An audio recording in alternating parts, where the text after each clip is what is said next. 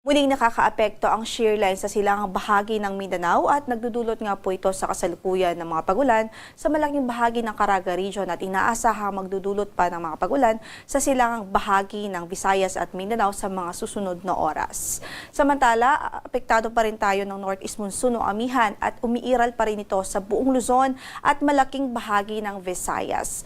At ngayon nagdudulot pa rin ng maulap na papawirin at mahihinang pagulan sa silangang bahagi ng Luzon at ng Northern at Central Luzon.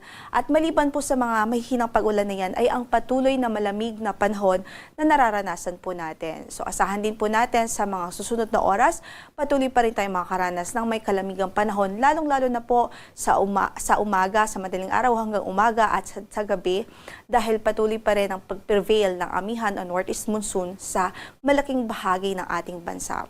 Sa ngayon ay wala tayong bagyo na minomonitor sa loob ng ating area of responsibility.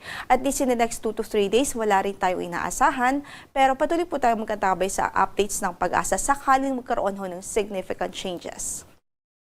Sa pagtayo ng ating panahon para sa araw na ito, magiging maulap pa rin ang papawirin at may tsansa pa rin ng mahihinang pagbuhos ng ulan. Any time of the day, dito po sa Cagayan Valley Region at sa Aurora Province, maging sa mga lalawigan ng Apayao, Mountain Province, Ifugao, at maging dito po sa Apayao, Kalinga, Mountain Province at maging sa Ifugao. Samantala dito sa Metro Manila at natitirang bahagi ng Luzon, bahagyang maulap hanggang sa maulap ang papawirin at may tsansa lamang ng mga pulupulong mahihinang pagbuhos ng ulan.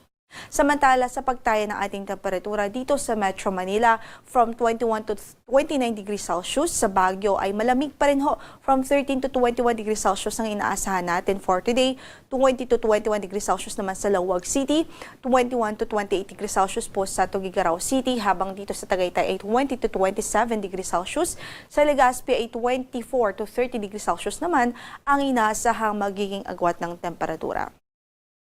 Samantala, dito po sa Eastern Visayas, sa Leyte, Southern Leyte, maging sa Caraga Region at sa Davao Oriental, asahan natin ang maulap na papawirin at mataas na tsansa ng mga pag-ulan.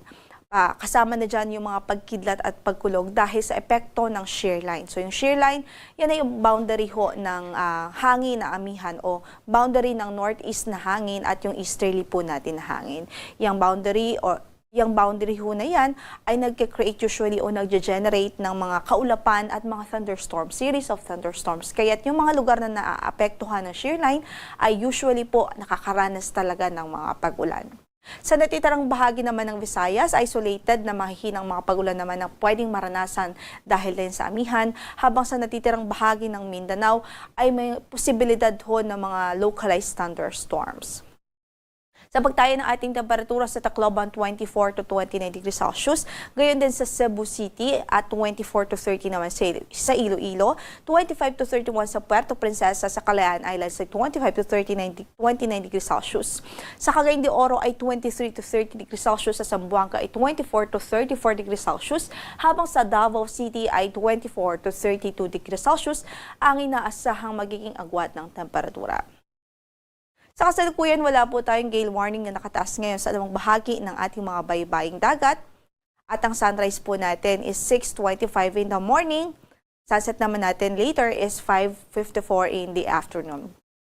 Bagamat wala po tayong gale warning, ay patuloy pa rin nating pinag-iingat ang ating mga kababayan, especially yung mga gumagamit ho ng maliliit na sasakyang pandagat dito po sa Hilaga at silangang bahagi ng bansa, lalo na't umiiral pa rin at prevailing pa rin ang amihan sa bansa.